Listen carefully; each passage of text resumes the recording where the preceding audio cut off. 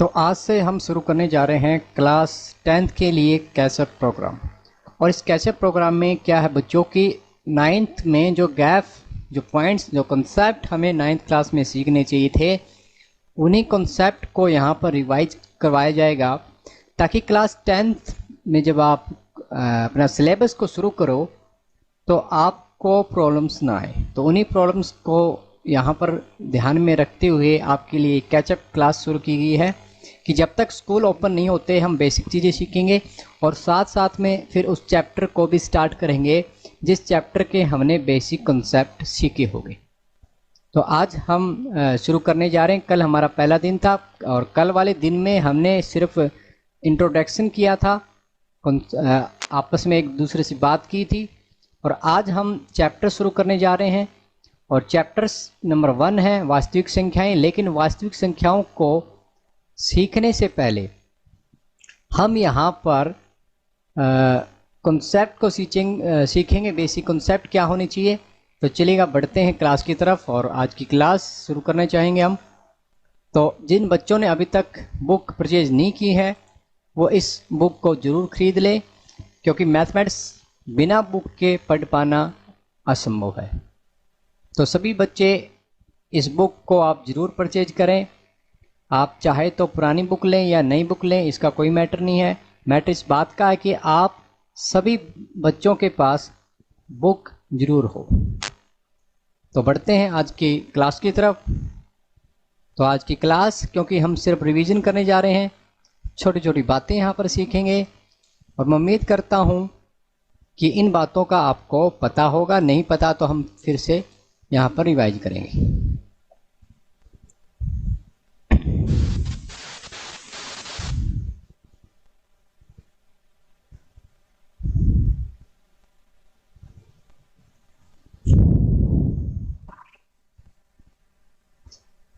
चलिएगा बढ़ते हैं क्लास की तरफ। और सबसे पहले, क्या आप में से कोई बच्चा ये बता पाएगा कि प्राकृतिक संख्याएं क्या होती हैं? आप में से कोई भी बच्चा अगर बताना चाहे तो अपने माइक को ऑन करके बता सकता है कि प्राकृतिक संख्याएं क्या है। एनीवन? हाँ जी, हर्षित गर्ग। कोई भी बच्चा अगर बताना चाहे तो बता सकता है। अपना माइक ऑन करके आपने बताना है।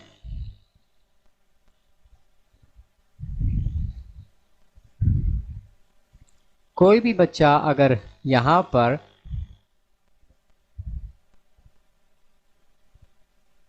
बताना चाहे तो बता सकता है, लेकिन आवाज़ आपकी नहीं आ रही है। हाँ जी, कोई भी बच्चा जो बताना चाहे बता सकता है।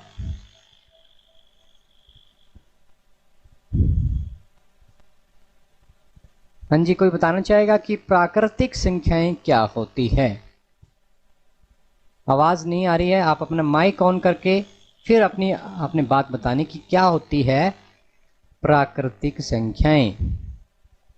देखिए, आप क्लास 10th के स्टूडेंट हो, लेकिन आपको ये जो बात है हम सिखाते हैं फर्स्ट क्लास में। देखिए, फर्स्ट क्लास में ही हम आपको क्या सिखाते हैं बच्चों? हम आपको सिखाते हैं संख्याओं के बारे में, क्योंकि अगर संख्याओं के बारे में पता होगा तभी तो हम मैथमेटिक्स कर पाएंगे। अगर हमें सिंपली संख्याओं के बारे में नहीं पता है तो किस प्रकार हम उम्मीद कर सकते हैं कि हमें मैथमेटिक्स आए? तो सबसे पहली बात है प्राकृतिक संख्याओं की। तो प्रकृति के अंदर देखिएगा, प्रकृति के अंदर नंबर संख्याएं कहाँ से शुरू होती है? 1 से। ओके, नंबर 1 से यहाँ पर प्राकृतिक संख्याएं शुरू होती है।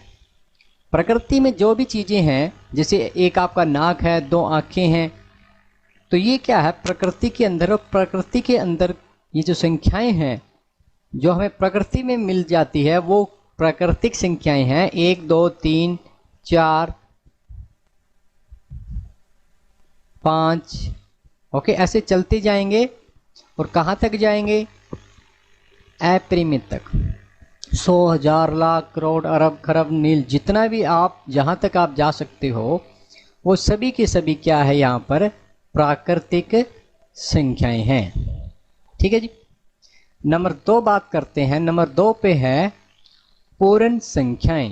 क्या आप में से कोई बच्चा बताना चाहेगा कि पूर्ण संख्याएं क्या होती है? यदि यस तो माइक ऑन करके बताएं कि पूर्ण संख्याएं क्या है।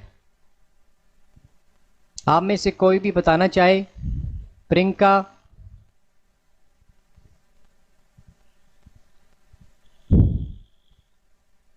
हर्षित, कोई भी अगर आप में से बताना चाहता है तो बता सकता है।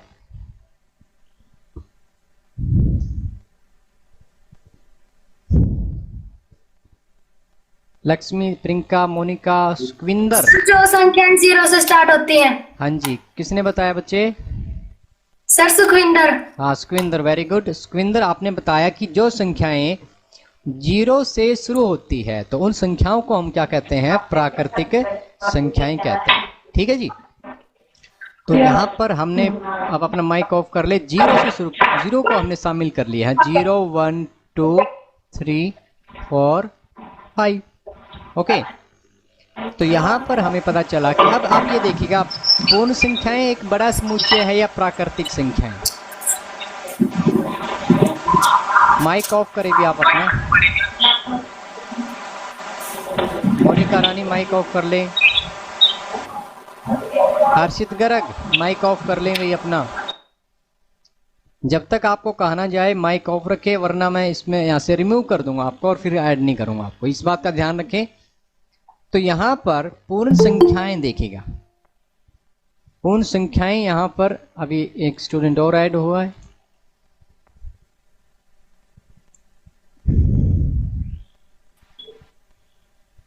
तो यहाँ पर हमारे पास 11 बच्चे ऐड हो चुके हैं।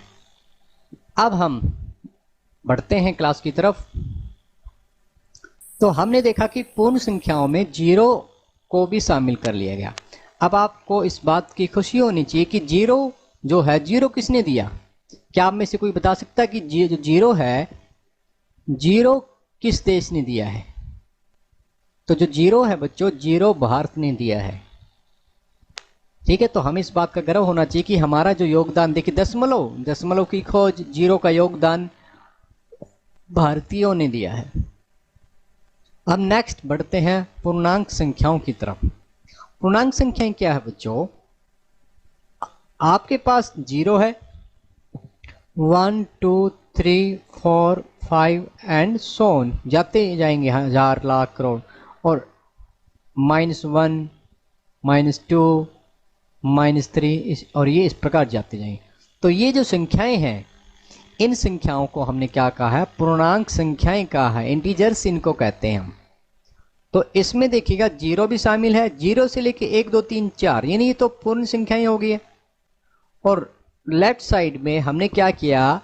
-1 -2 -3 -4 -5, इनको भी हमने शामिल कर लिया। तो ये क्या बन गई है? ये बन गई है आपकी पूर्णांक संख्याएं।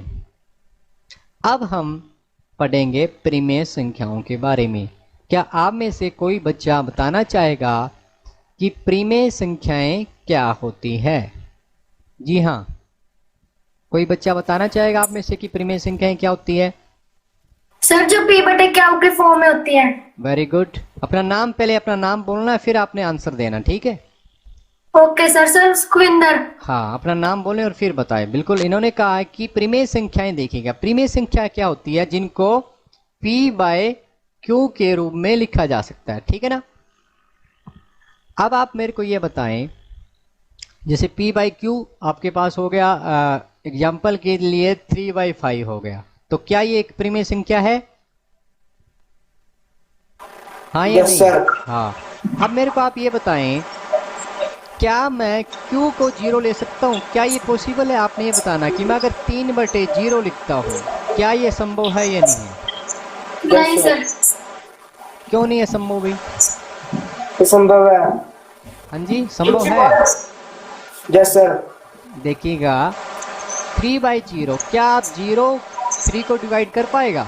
आप ये देखिए, क्या आप डिवाइड कर पाओगे? यहाँ पर आप क्या लिखोगे बताओ? सॉरी, 0 ये उल्टा लिख दिया मैंने। हमने क्या लिखना है? हम लिखेंगे 3/0। 1 मिनट।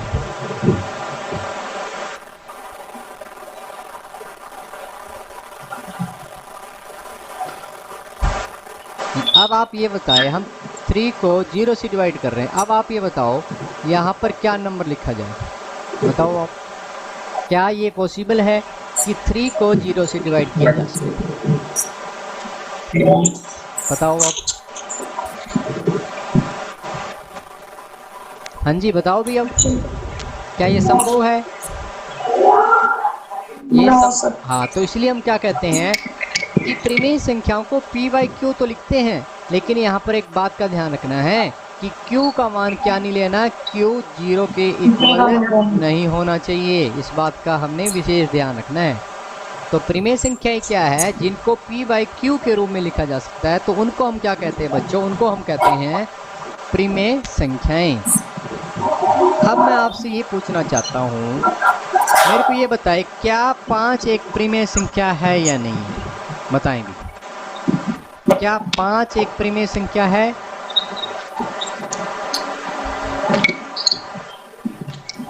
बताओ भी।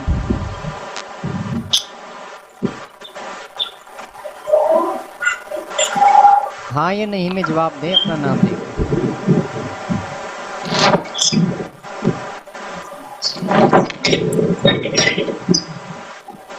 कोई भी बच्चा अगर बताना चाहता है कि परिमेय संख्याओं में क्या 5 एक परिमेय संख्या है या नहीं है, जरा सोच के बताएं सभी बच्चे।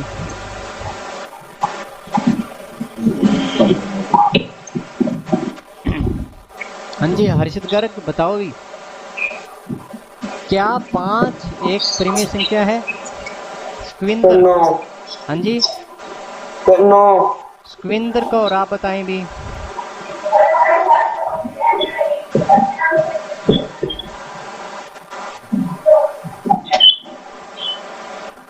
क्या 5 एक परिमेय संख्या है या नहीं है? अभी सभी बच्चों का आंसर आने दो।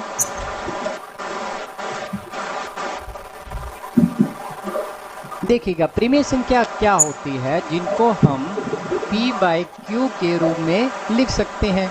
अगर 5 जो है, मैं पूछ रहा हूँ, मेरा क्वेश्चन आपसे ये कि क्या 5 परिमेय संख्या, क्या मैं 5 को 5/1 लिख सकता हूँ या नहीं लिख सकता?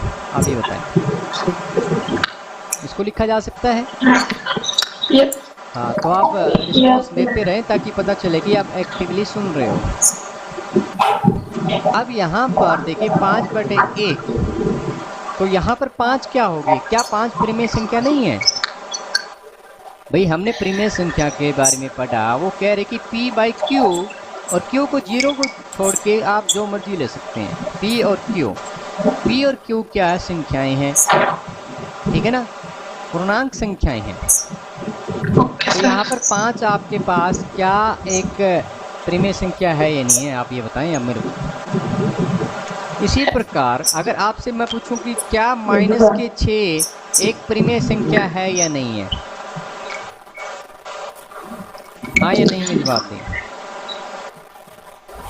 क्या -6 एक परिमेय संख्या है?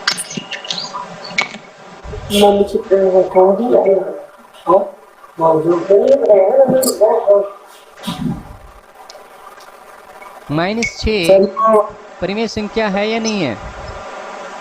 हाँ जी नहीं, परिमेय संख्या है या नहीं है, मैं ये पूछ रहा हूँ आपसे। सुखविंदर कौर,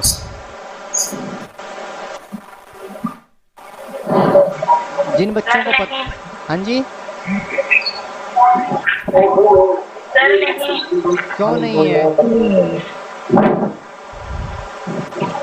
भाई, क्यों नहीं है बताओ आप, क्यों नहीं है? क्या मैं 5 को या -6 को 6/1 या p/क्या के रूप में नहीं लिख सकता? अगर मैंने -6 को -6/1 कर दिया तो क्या -6 को कुछ फर्क पड़ा है? तो -6 भी क्या है? एक परिमेय संख्या। देखिए हम बाय 1/1 सभी संख्याओं के नीचे लगा सकते हैं, नहीं लगा सकते? लगा सकते हैं ना। तो इसलिए जितनी भी संख्याएं होती हैं वो सभी की सभी संख्याएं क्या होती है? परिमेय संख्याएं होती हैं, अपरिमेय संख्याओं को छोड़कर। तो इसका मतलब मैं आपसे पूछूं, क्या 4 परिमेय संख्या है? हाँ जी है। क्या -3 परिमेय संख्या है? जी। तो ये सभी जो आपने सभी ऊपर पढ़े हैं, सभी के सभी क्या है? परिमेय संख्याएं हैं, क्योंकि इनके नीचे हम बाय 1 लगा सकते हैं। तो जिनका माइक ऑन है, हर्षित गर्ग आपका माइक ऑन रहता है, मैं आपको फिर स्क्रीन से हटा दूंगा, तो माइक अपना ऑफ जरूर रखें भी। इस बात का ध्यान रखें कि जब तक आपको कहा ना जाए आप अपना माइक ऑन ना करें। अगर आप अपना कोई क्वेश्चन है बीच में आपको समझ में नहीं आ रहा है तो जरूर आप अपना माइक ऑन करके यहाँ पर अपना क्वेश्चन जो है वो पूछ सकते हैं। तो यहाँ पर हमने देखा कि सभी की सभी संख्याएं पूर्णांक संख्याएं हैं। तो अब बात करते हैं, सॉरी परिमेय संख्या, अब बात करते हैं अपरिमेय संख्याओं की। अब अपरिमेय संख्याएं क्या होगी कि जिनको P बाई Q के रूप में नहीं लिखा जा सकता।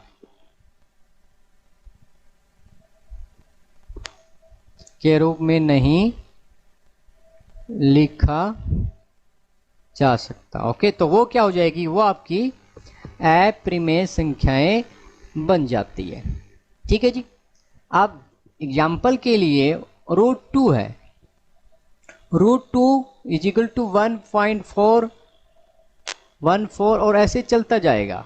यानी अगर मैंने एक संख्या लिख दी है 1.4, अब 1.4 होता तो हम कहते हैं कि इसके नीचे 10 लगा दो, 1 होता तो हम 100 कहते हैं, 4 होता तो हम कह देते हैं 1000 लगाओ। ठीक है, लेकिन ये जो वर्गमूल है ये क्या है, चलता जा रहा है, चलता जा रहा, तो हमने नीचे क्या लगाना है इस बात को हम पता नहीं कर पाते। यानी P का तो हमें पता है लेकिन Q का मान क्या होगा ये हम पता नहीं कर पाते, तो इसलिए इनको हम क्या कहते हैं, अपरिमेय संख्याएं।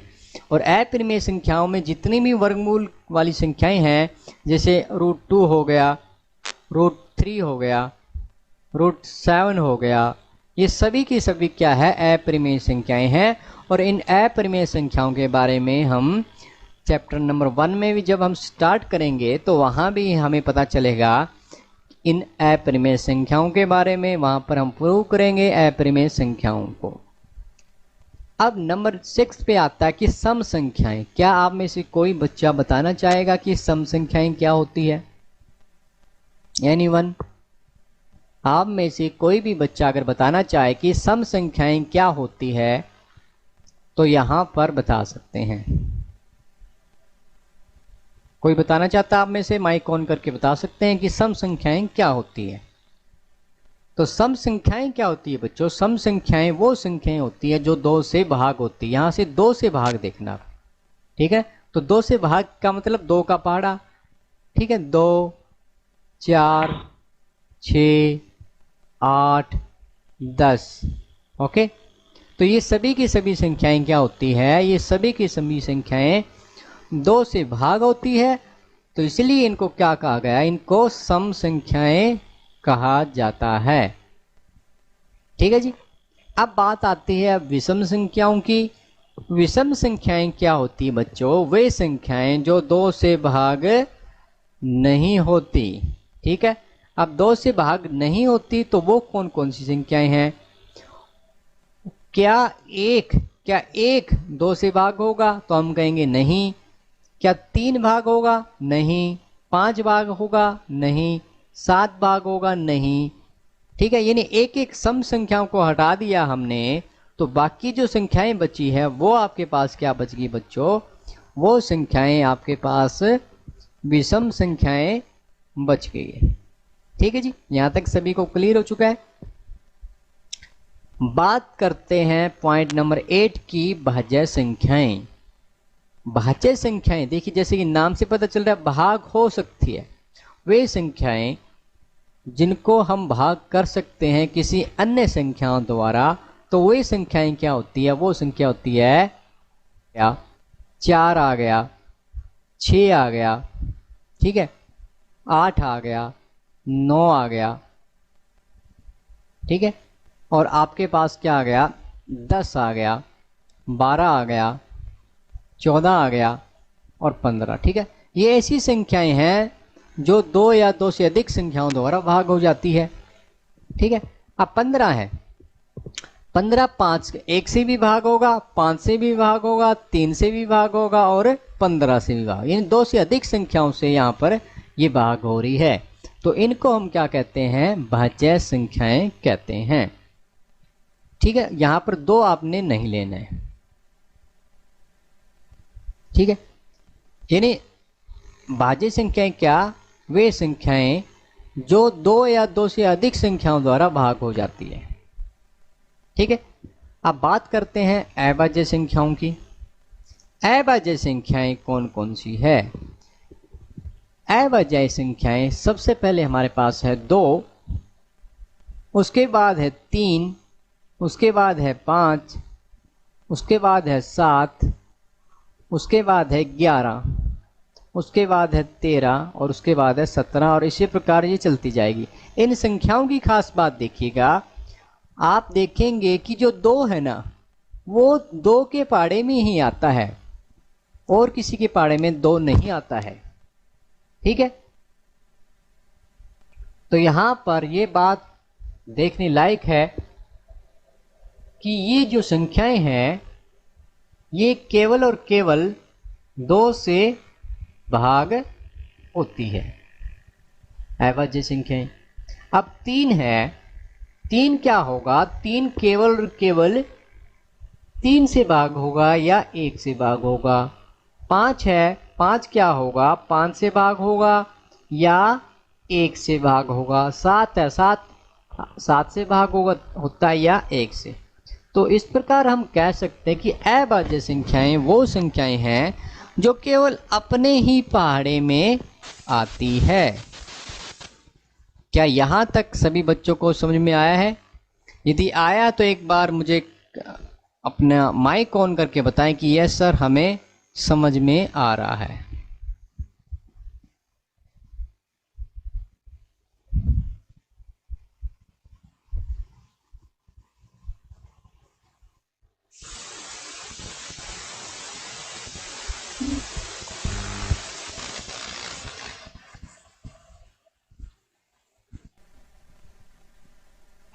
तो इनमें से आप बताएं कि कौन कौन से पॉइंट थे जो आपने नहीं समझे हैं। एक बार माइक ऑन करें और बताएं।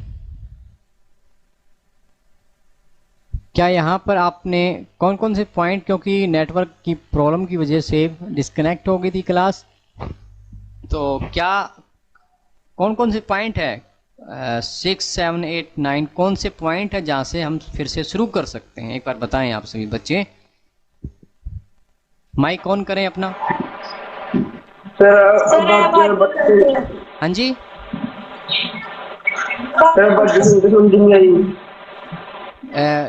पॉइंट 5 हो गया था, पॉइंट नंबर 5। 6,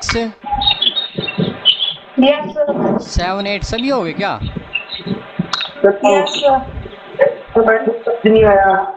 कौन से वाला?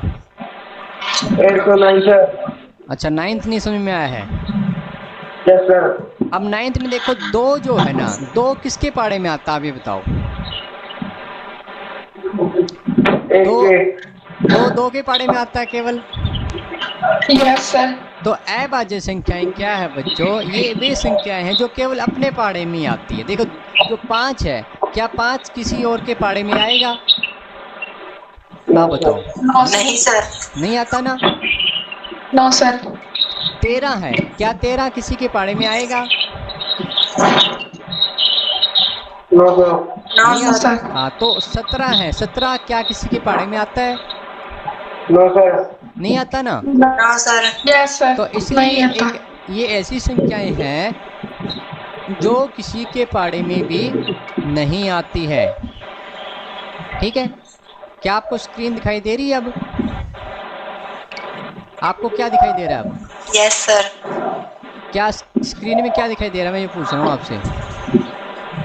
आप मेरे सर को आप दिख रहे हो? हाँ जी, मैं दिख रहा हूँ। जो मैं पढ़ा रहा हूँ वो दिख रहा है कि नहीं दिख रहा है, ये बताओ। नो सर, नहीं दिख रहा। ये कब से दिखना बंद हुआ है? सर जब से क्लास मीटिंग शुरू की थी, ठीक है, तबियत की प्रॉब्लम आ गई थी। ठीक है, ठीक है।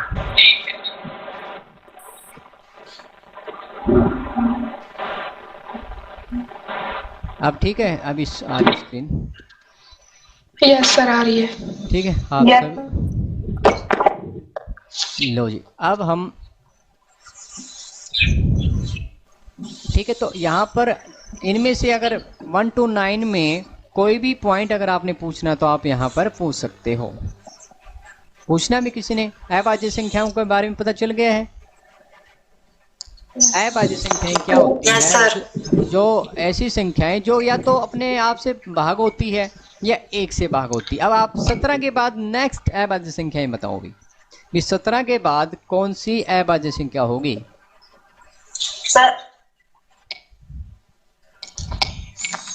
सर 19। हाँ 19, वेरी गुड। 17 के बाद 19 आएगा और उसके बाद हाँ जी सर 23। हाँ 23, ठीक है 23 आ गया सर 23। हाँ very good. Next sir 27। 27, sir नहीं 27 आएगा देखो।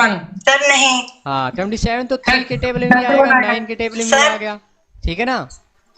सर 3 के बारे में आएगा। हाँ, तो ऐसी संख्याएं लिखनी हमने जो कि किसी दूसरे के टेबल में ना आए, ठीक है? तो ये संख्याएं क्या होती है? अभाज्य संख्याएं होती है, ठीक है बच्चों?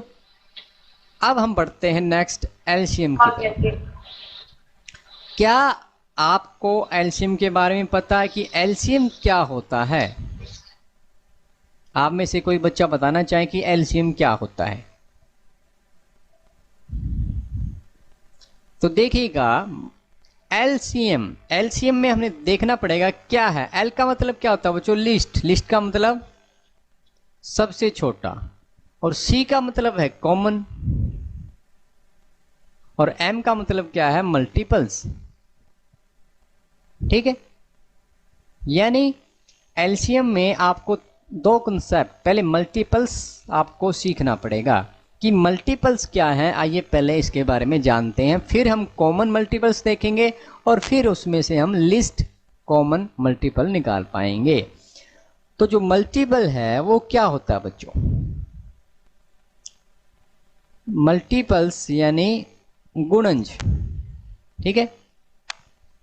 मल्टीपल्स क्या होते हैं? गुणज होते हैं।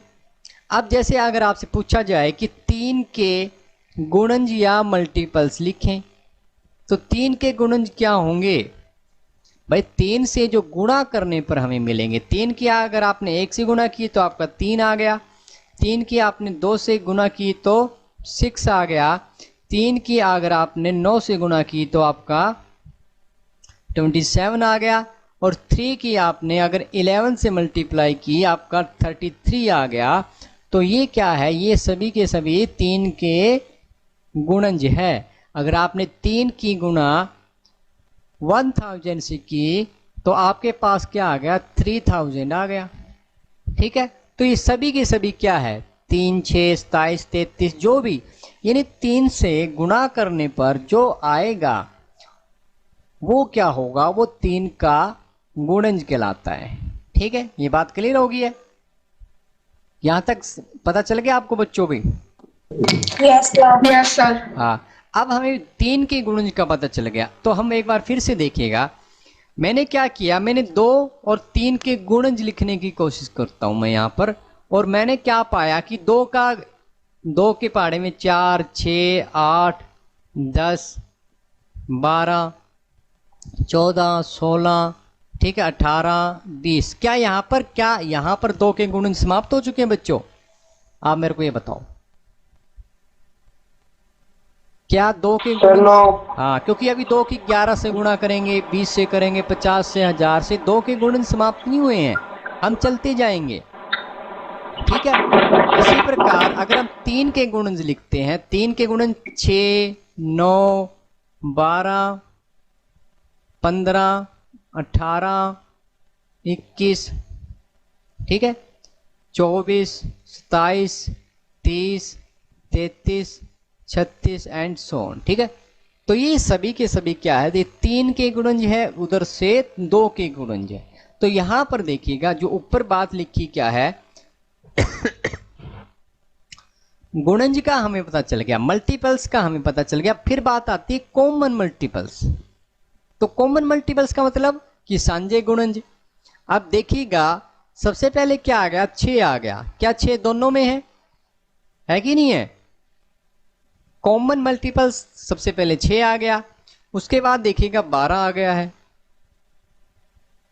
कि दोनों में कॉमन मल्टीपल्स यहां पर हम निकाल रहे हैं। उसके बाद 18 आ गया, ठीक है, उसके बाद आपका 18 आ गया। क्या नेक्स्ट कॉमन मल्टीपल्स आप बता सकते हो? 18 के बाद क्या होगा बताओ अभी। 18 के बाद कॉमन मल्टीपल्स क्या होगा? आप में से कोई बच्चा बता सकता है? 24 हाँ जी, 24 है। हाँ 24। क्या उसके बाद क्या आएगा? 24 यहाँ भी आएगा और आपका यहाँ भी आया हुआ है, ठीक है ना? क्या ये कॉमन जो मल्टीपल्स हम ले रहे हैं, क्या ये समाप्त हो चुके हैं या अभी बहुत सारे हैं? सर 30। हाँ जी, 30।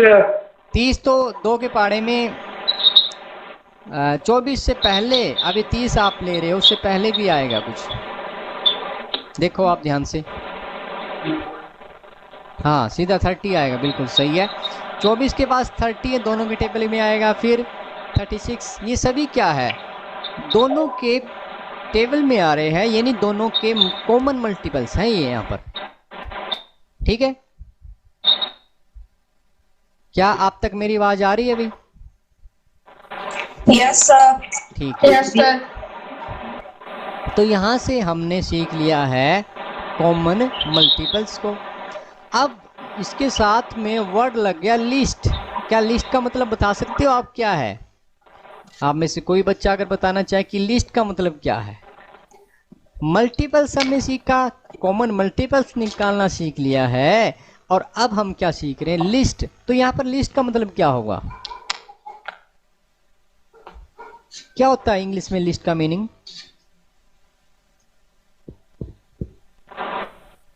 बताओ भी, क्या होता है बच्चों लिस्ट का मीनिंग?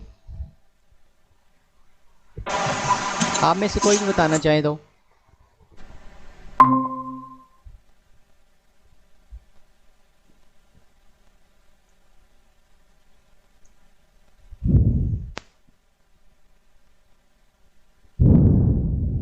आप में से कोई भी बच्चा अगर ये बताना चाहता है तो बता सकता है। बताना चाहेगा भी आप में से कोई भी बच्चा? हाँ जी, क्या लिस्ट का मीनिंग नहीं पता आपको बच्चों?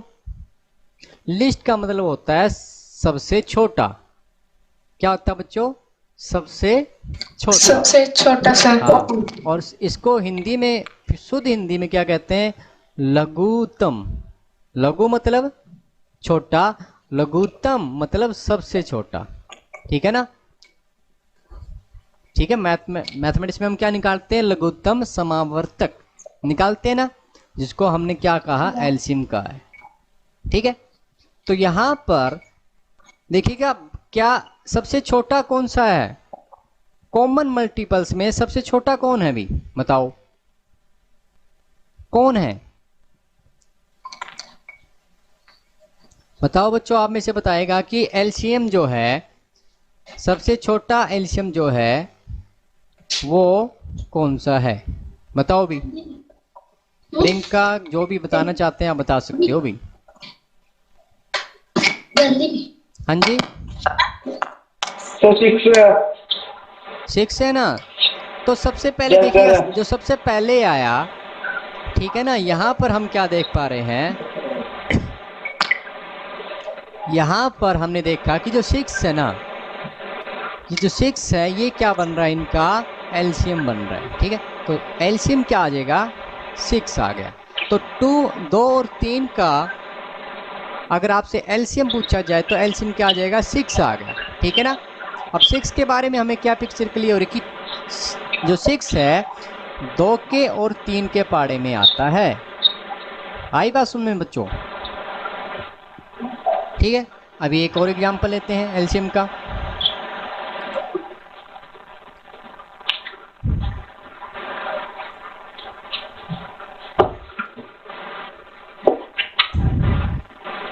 मान लीजिएगा आपको 8 और 12 का एलसीएम पता करना है, ठीक है ना? 8 और 12 क्या निकालना? एलसीएम। तो हम क्या करेंगे, पहले मल्टीपल्स लिखेंगे, यानी 8 का टेबल लिखेंगे, 8, 24, ठीक है। इसी प्रकार हम 12 का टेबल लिखेंगे, 12, 12 दूनी 24, 12 तिया 36, 12 चौके 48, 12 पाँचे 60, 12 चौके 72, 12 सत्ते 84, 12 आठे 96, ओके एंड सो ऑन, ठीक है। तो यहाँ पर देखिएगा हमने मल्टीपल्स लिख लिए, 8 के मल्टीपल्स, 12 के मल्टीपल्स, सब कॉमन मल्टीपल्स देखेंगे। तो कॉमन में सबसे पहले कौन आया है, 24 आ गया, अभी तो 48 भी आएगा, ठीक है ना। उसके बाद क्या आएगा, 72 आ रहा है। तो कॉमन तो बहुत सारे आ रहे हैं, लेकिन हमने क्या निकालना है, हमने लिस्ट निकालना है, लिस्ट कॉमन मल्टीपल्स, ठीक है। तो वो क्या बना आपके पास, वो आपके पास 24 बन गया, ठीक है ना। 8 और 12 का एलसीएम क्या बनेगा बच्चों, 24 बनेगा, ठीक है बच्चों,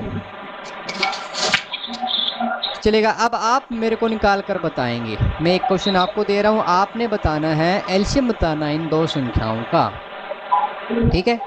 क्या कर पाओगे आप, यस सर।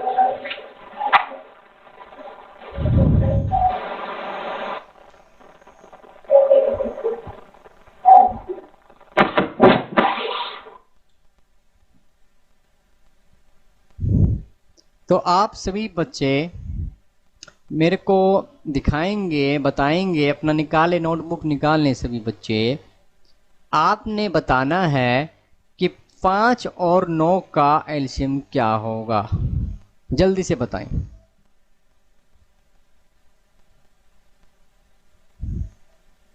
5 और 9 का एलसीएम बताएं भी, क्या बता पाओगे? आप में से कोई भी बच्चा 5 और 9 का एलसीएम बताओगे भी?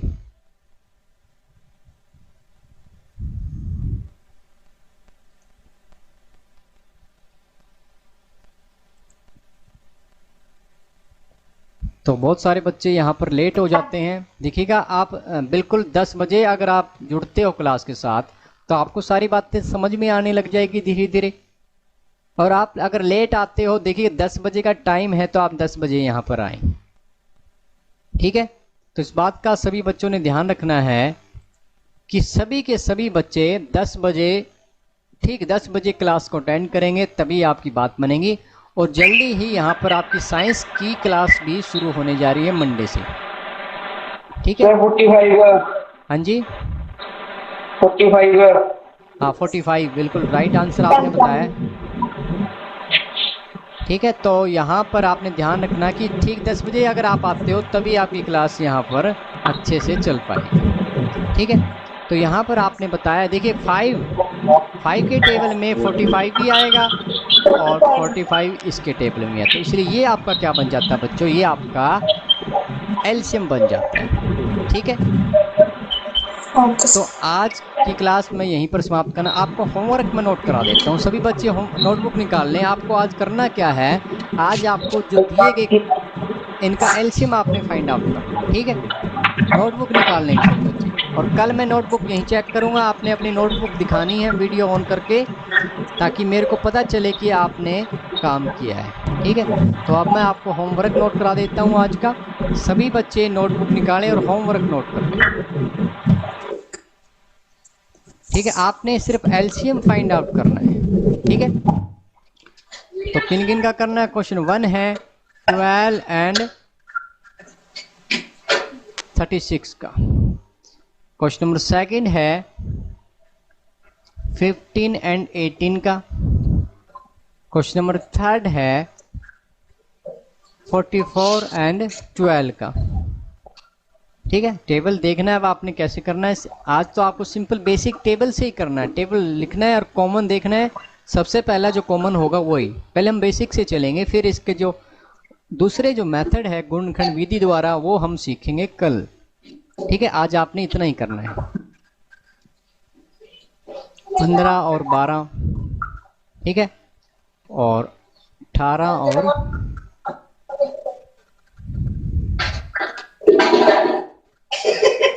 9।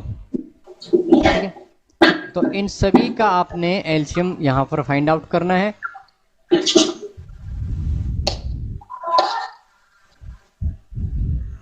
तो सभी बच्चे इस बात का ध्यान रखेंगे। क्या सभी बच्चे नोट कर लिया? फिर से आपको दिखाऊं भी। यस सर, कर लिया। नोट कर लिया सभी बच्चों ने?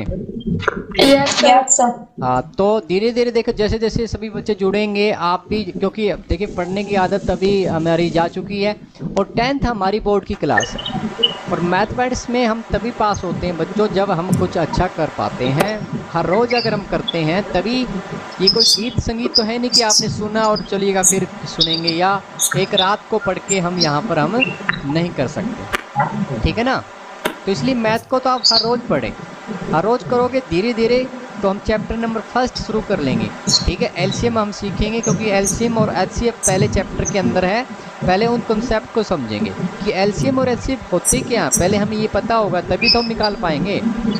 तो कल हम एचसीएफ के बारे में पढ़ेंगे। ठीक है, तो होमवर्क सबने नोट कर लिया? फिर से शो करूँ भाई, बताओ। कर लिया है? कोई ना, मैं इसकी पीडीएफ फाइल अपने ग्रुप में भेज रहा हूँ मैं। ठीक है, इसकी जो पीडीएफ फाइल है वो मैं आप सभी बच्चों को भेज दूंगा। आप अपने सभी बच्चे पर वीडियो ऑन कर लें और अपना नाम बता दें मेरे को, क्योंकि हर रोज़ आप बताओगे तब मेरे को याद हो जाएगा। हाँ जी, बताओ गुड़िया, अपना अपना नाम 1 बाय 1 बताएं। हाँ, अपना नाम बताएं जल्दी बच्चे। हाँ जी, 1 बाय 1 वेट करते हुए अपना नाम बताएं भी सभी बच्चे। लवप्रीत कौर। नेक्स्ट क्या नाम बताया? हाँ, next Gudiya. Sir Sukhwinder. Sukhwinder Kaur. Next Monika. Sir Suman. Suman. ठीक है, तो इसी जो आज हमने पढ़ा है उसकी रिकॉर्डिंग हो चुकी है और मैं इस रिकॉर्ड को आपके साथ शेयर करूंगा क्लास में भी, आप फिर से आप देख पाओगे। ठीक है, और पीडीएफ फाइल भी मैं इसकी अभी भेज रहा हूँ। आपने जो पढ़ा है इसकी पीडीएफ फाइल होमवर्क के रूम में व्हाट्सएप ग्रुप में मैं आपको भेज दूंगा। ठीक है, और कल शनिवार है बच्चों, आप लेट क्यों जाते हो? जब 10 बजे का टाइम मैंने आपको दिया कि 10 बजे आप आओ, आप जितना लेट आओगे उतना आपका टाइम वेस्ट होएगा। ठीक है, तो कल आपने इस बात का ध्यान रखना है कि सभी के सभी बच्चे क्या हो, सही समय 10 बजे ज़रूर आएँ। और अवसर ऐप को आप अपना ओपन करके देखें, वहाँ पर जो भी क्लासें आई हुई है डेट वाइज, आज जो डेट है 18 है, तो 18 जून में आप वहाँ पर जाकर देखें कि क्या वर्क यहाँ पर आपको मिला हुआ है। उस वर्क को आप एक बार जरूर चेक करें अवसर ऐप पर। ठीक है, तो कल ठीक 10 बजे आपके साथ लिंक फिर से शेयर किया जाएगा, तो तुरंत आप क्लास से जुड़ें। हाँ जी, कोई बात बताना चाहता है, कोई कुछ कहना चाहता है भाई?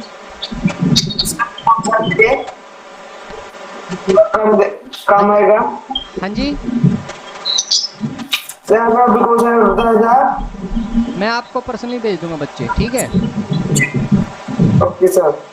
ठीक है बच्चों, तो आज थोड़ा सा काम मिला है। एचसीएफ के एलसीएम के 5 क्वेश्चन ही आपको मिले हैं, उन 5 क्वेश्चनों को आपने यहाँ पर करना है। ठीक है? Okay sir. ओके, आज के लिए इतना ही। कल फिर ठीक 10 बजे हम मिलेंगे। तब तक के लिए आप अपना मैथ का काम करें। दूसरे सब्जेक्टों की भी क्लास हो रही है अभी, गूगल क्लास हो रही है और सब्जेक्टों की, कंप्यूटर साइंस की नहीं हो रही है।